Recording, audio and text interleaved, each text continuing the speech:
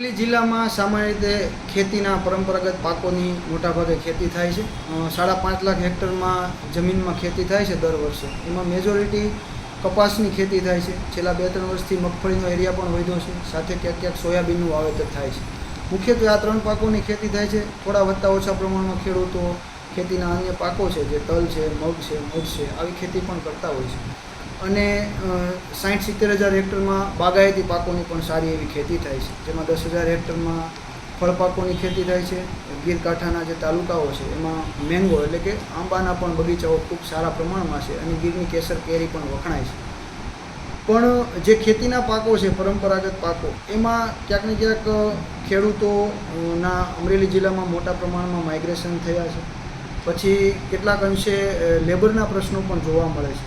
એના લીધે ધીમે ધીમે જે ખેડૂતો પિયત ધરાવે છે અથવા તો બિનપિયત ખેતી ધરાવે છે, તેઓ અન્ય પાકો તરફ નજર દોડાવતા હોય છે.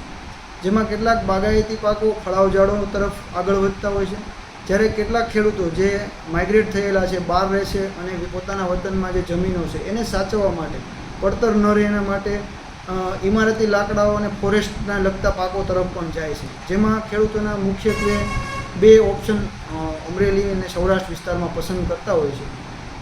એમાં પ્રાયોરિટીમાં ચંદનની ખેતી કરે છે ખેડૂતો, જેમાં લાંબા ગાળે સારું એવું પ્રોડક્શન મળતું હોય છે અને ખેડૂતોને નફો મળતો હોય છે. અને બીજા વિકલ્પમાં ખેડૂતો મિલિયા દુબિયા એટલે કે મલબારી નીમની ખેતી કરે છે, જે બંને ઇમારતી અને સુગંધિત લાકડાઓ છે. અને સૌરાષ્ટ્રની અને આમ ગણું તો અમરેલી જિલ્લાની મોટાભાગની જમીન આ બધા પાકો માટે ખૂબ જ અનુકૂળ છે. ઓછા પિયતમાં પણ આ પાકો થઈ શકે છે અને નહિવત માવજત અને નહિવત ખર્ચમાં આ ખેતી થતી હોય છે, જેથી કરીને પ્રતિ વિસ્તાર આવકની દ્રષ્ટિએ અન્ય પાકોની સરખામણીમાં એવરેજ આવક આવતી હોય છે, પણ ખર્ચની લાગત જો ગણવામાં આવે તો બહુ નહિવત હોવાને લીધે ખેડૂતોનો જે કોસ્ટ બેનિફિટ રેશિયો છે, નેટ પ્રોફિટ છે, એ સારો એવો મળતો હોય છે, જેથી ખેડૂતો આ પાકો તરફ આકર્ષાઈ રહ્યા છે.